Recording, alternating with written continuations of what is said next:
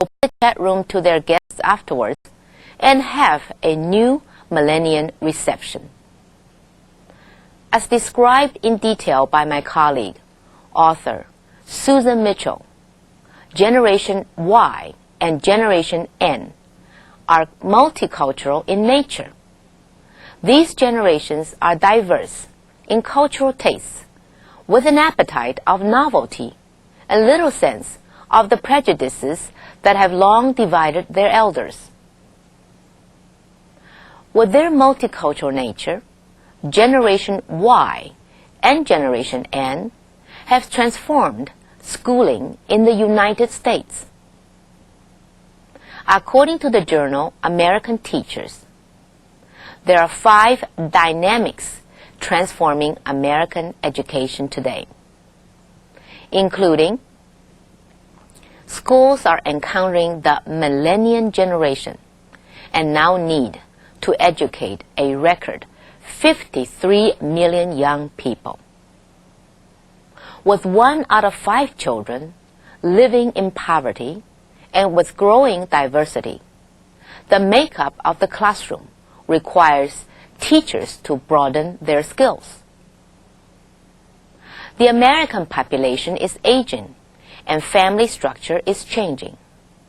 As a result, fewer future families will have children. This means that more effort is needed to make families without children support schools and be involved in education.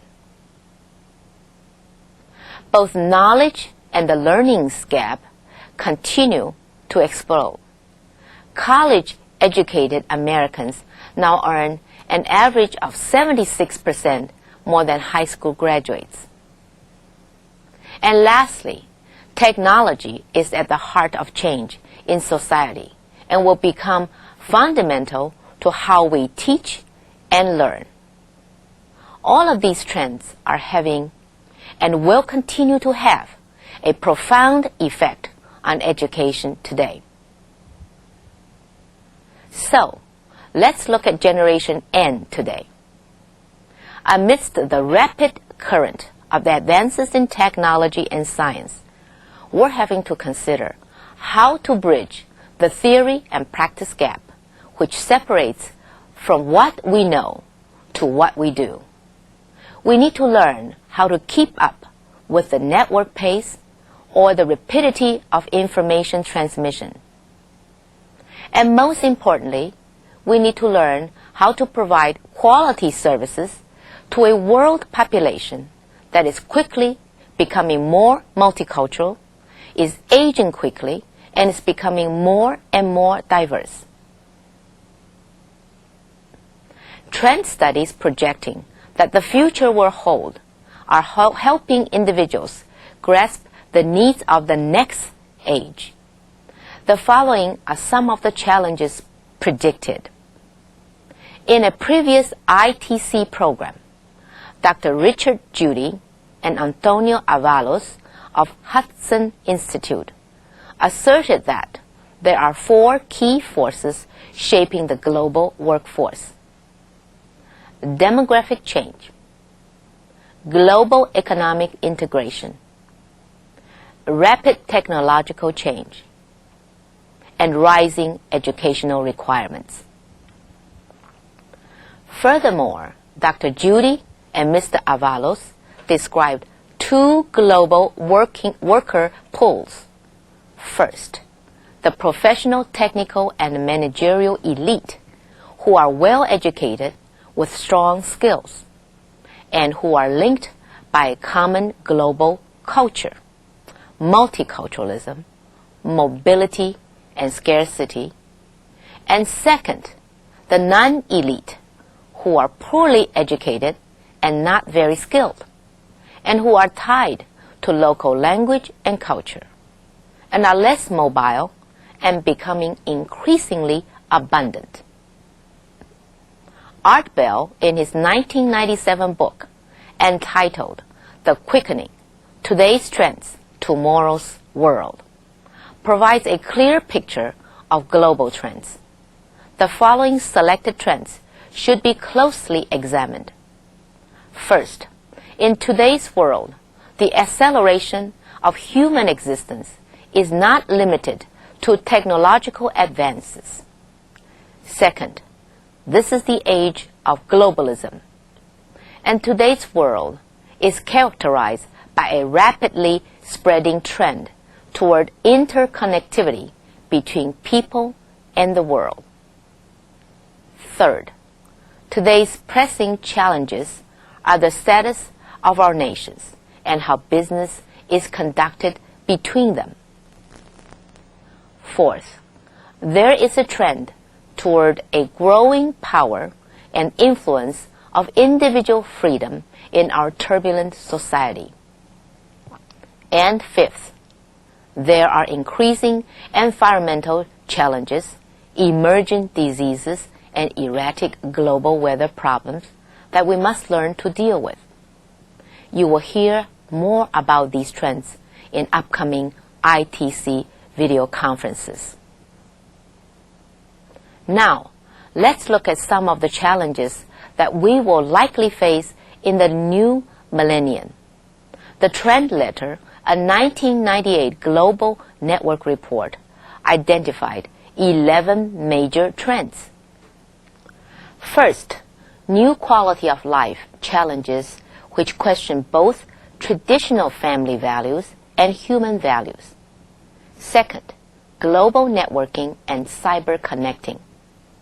The Internet is expected to connect 1 billion people by the year 2000, changing the context of human communication and relationships. Third, information and innovation. The innovation age will foster the realization of the global village. Fourth, multiculturalism.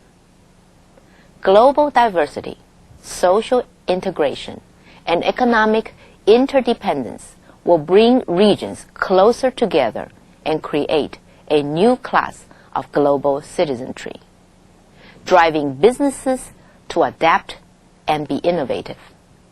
Fifth, self-determination. A do-it-yourself mentality among nations and peoples will continue to thrive throughout the world. Sixth, we will see the Pacific century give way to the crossover century. That is, we will see Pacific Rim nations, which formerly dominated the world economy, become less important during this era. We will also see pragmatic, collaborative decision-making replace nationalism. Seventh, the idea of the global village will become more important.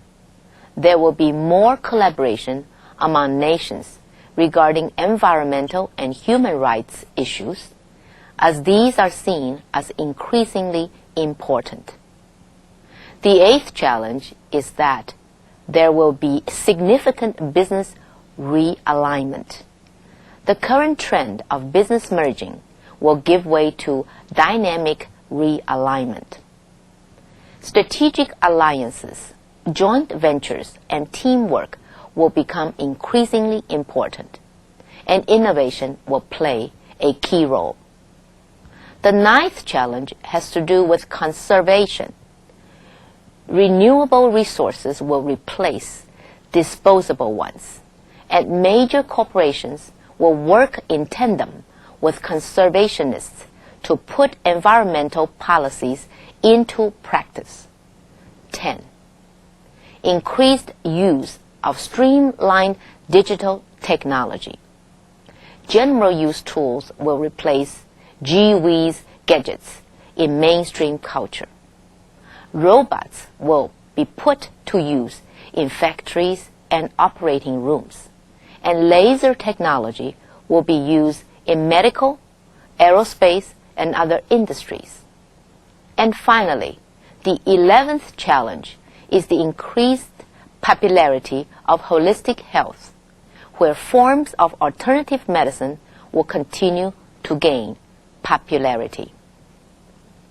The Trend Letter named the Net generation one of the 5 key influence groups or culturally prominent sectors of the population, and predicted that with technology so prominent, the N generation, or those currently between the ages of 2 and 18, will increasingly rely on the Internet for communication.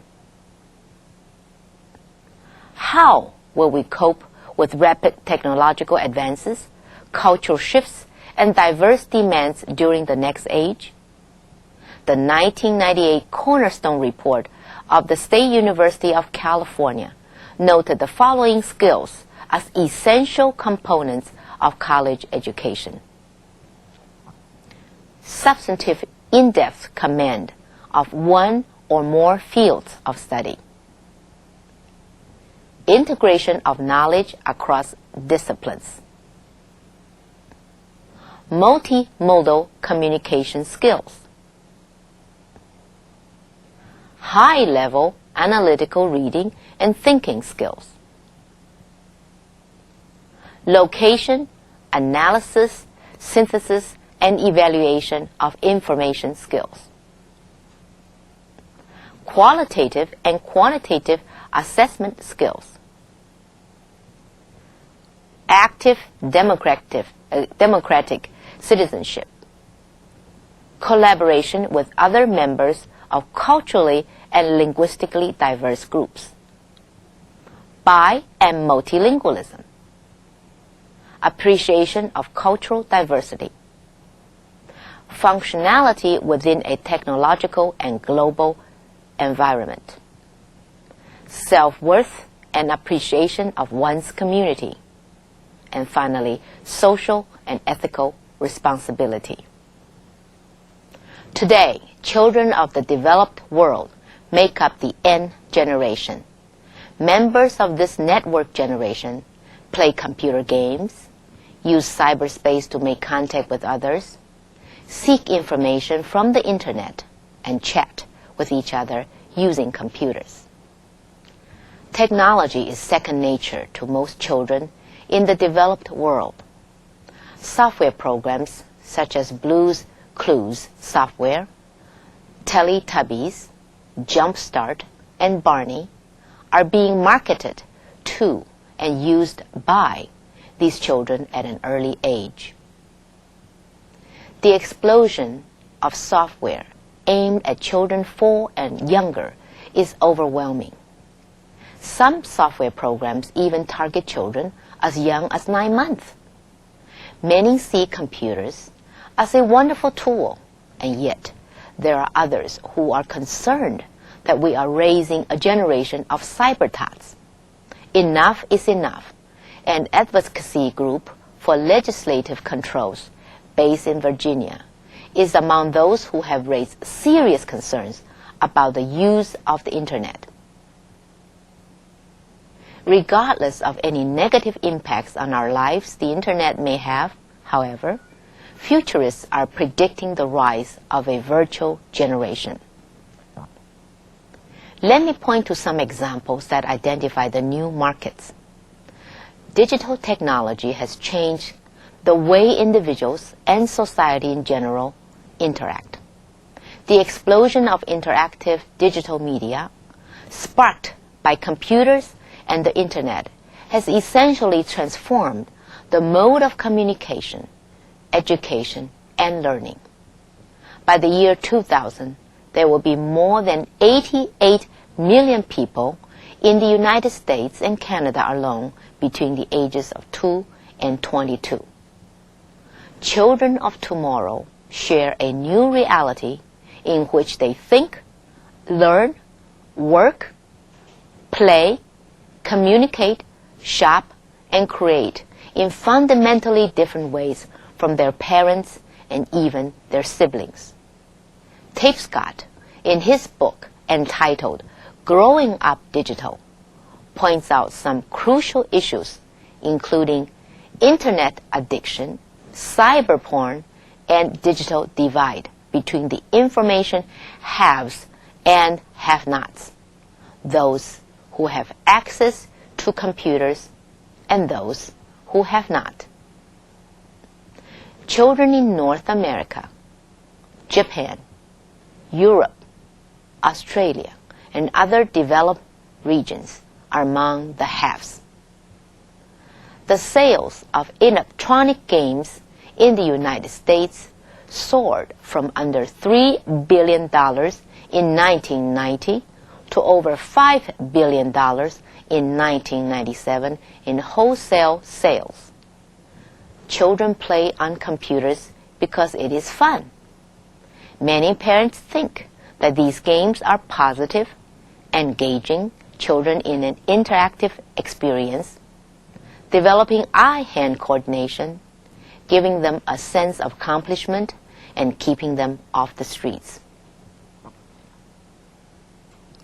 The information superhighway is delivering cultural content in many directions at once, stripping the U.S. of its title as international arbiter in what is cool, and sparking an unprecedented fusion of cultures and styles. It is predicted that an Asian influence will fan out around the world. The trend letter points out that Generation N's multicultural youth will respond to marketers that shun typecasting, celebrate individuality, and harness technology to disseminate their messages internationally. L'Oreal, for example, recently launched a new hair color line called Feria that puts a multiracial spin on the hair, color, skin equation in order to appeal to Generation X, Generation Y, and Generation N. Members of Generation N may feel free to pick and choose from multiple fashion codes to create their own statements. The Internet, satellite TV, and digital technologies are creating a global music market where the sound could come from anywhere around the globe.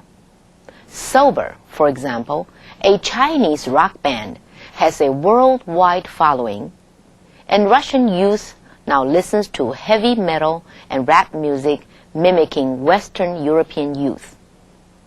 Malaysian youth, among others, are challenging the censorship of an Islamic society through its access to the Internet and technology. Technology may teach Generation Ners about Michelangelo by taking them on a virtual tour through the Sistine Chapel, where they can watch how he paints, chat with him, and perhaps even paint with him. Tomorrow's virtual generation will walk on the moon and Mars and learn about human bodies by navigating through the cardiovascular system. All of this is made possible through the technology that they are so at home with. Gardner, Peppard, and Tapescott discuss the predicted major shifts in the nature of learning. We will move from linear to hypermedia learning, from instruction to construction and discovery, from teacher-centered to learner-centered education, from absorbing material to learning how to navigate and how to learn, from school to lifelong learning, from one-size-fits-all to customized learning, from learning as torture to learning as fun, from the teacher as a transmitter to the teacher as facilitator.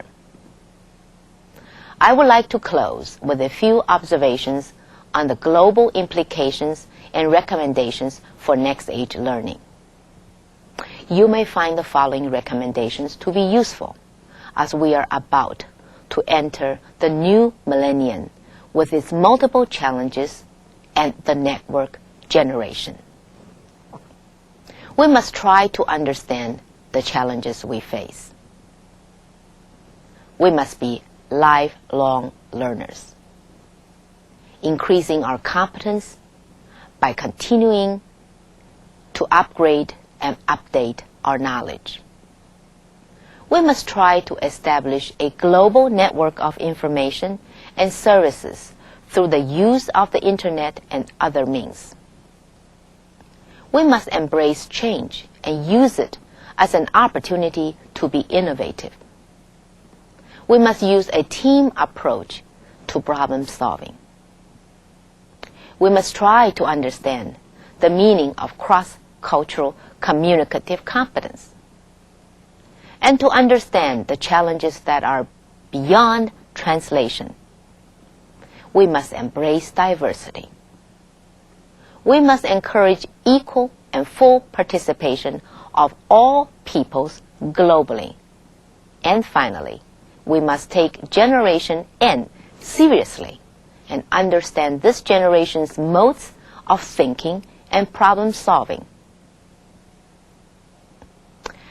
As we approach the next millennium, we need to look forward to the challenges of the next age. Renew our commitment to improve the quality of our lives and promote more global interaction. Thank you. Next, let's go to an interview we taped earlier with Daniel Astandig. You will see that Daniel embodies the entrepreneurial spirit of Generation N. Daniel, you started your company at a very young age. Can you give us a little insight about how that you got started? Well, I was always interested in journalism and in computers and communications. And at the age of 4, I started a newsletter called ITG Astandig. Incredible, terrific, great is what ITG stood for. I had learned using the newsletter how to write, how to communicate with people. And I had learned the essentials first of business.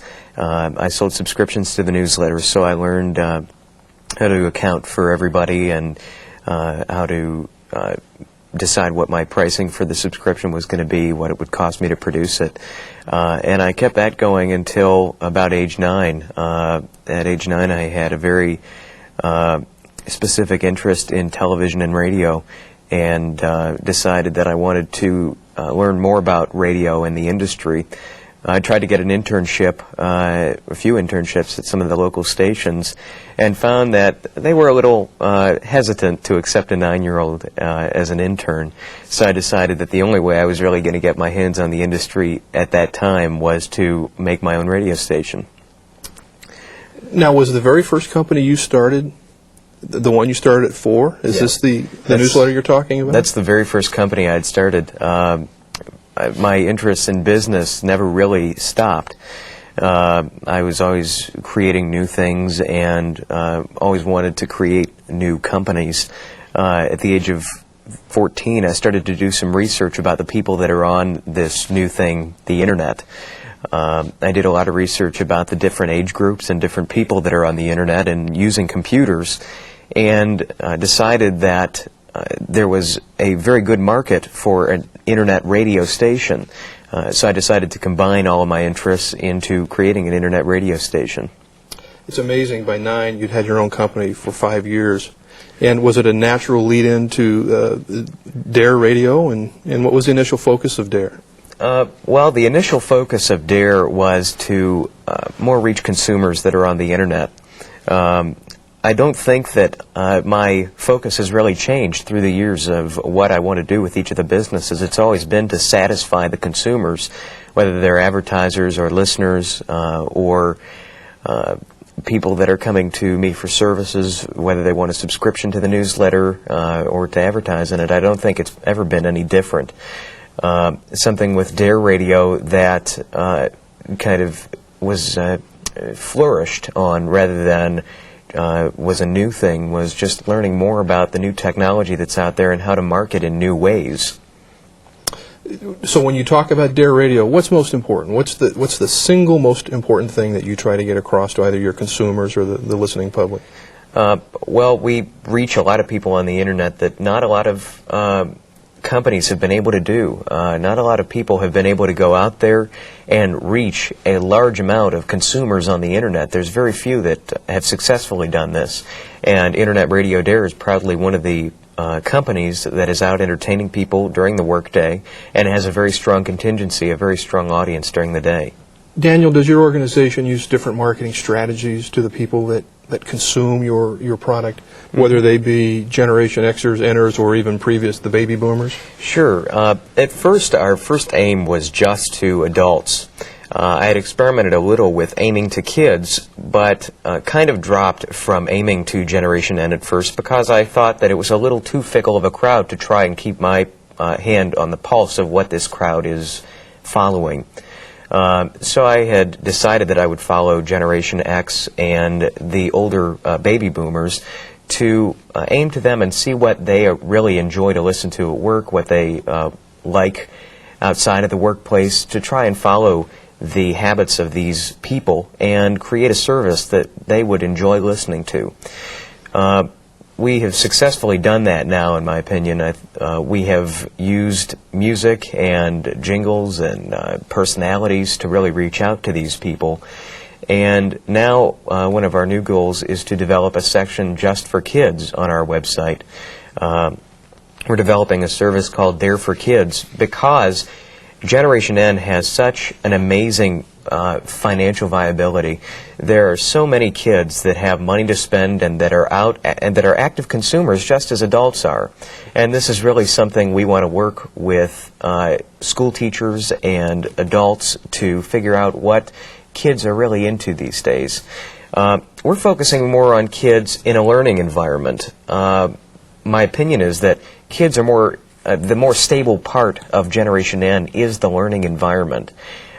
It's very hard to keep track of the change among Generation Ners, and changes happen so fast outside of the learning environment in terms of what Generation N follows, their idols, who they look up to, who they're following, that it's very hard to keep your hand on the pulse of this generation. The school's really become a platform. Sure. For the things that you're doing.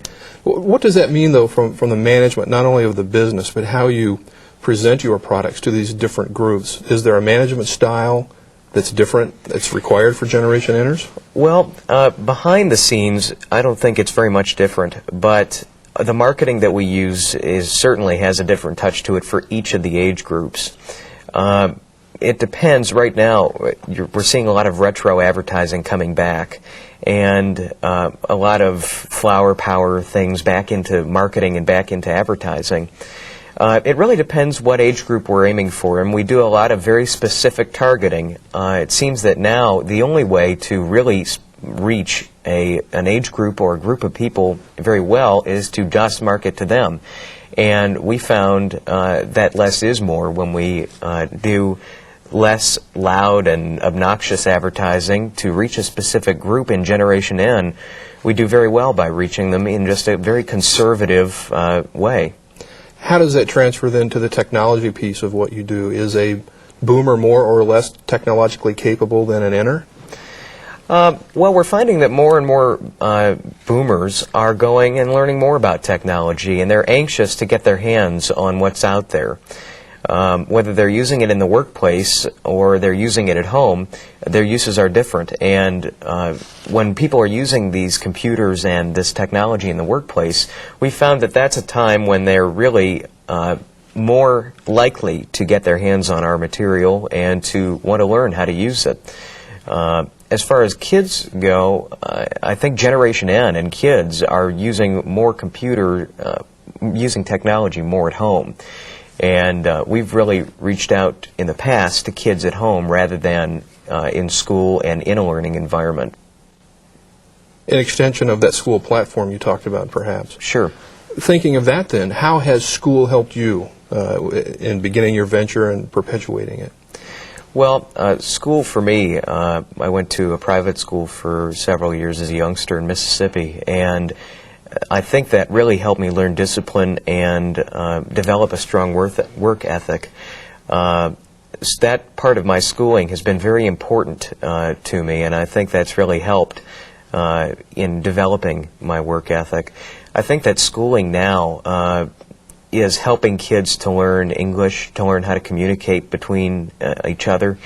It seems that now the only stable thing and the only thing that really stays the same as you go from career to career and industry to industry is that you need to know how to communicate and you need to have the proper mechanics of English down. And this is something that is being taught now that I think is should be taught at a younger age. What about from the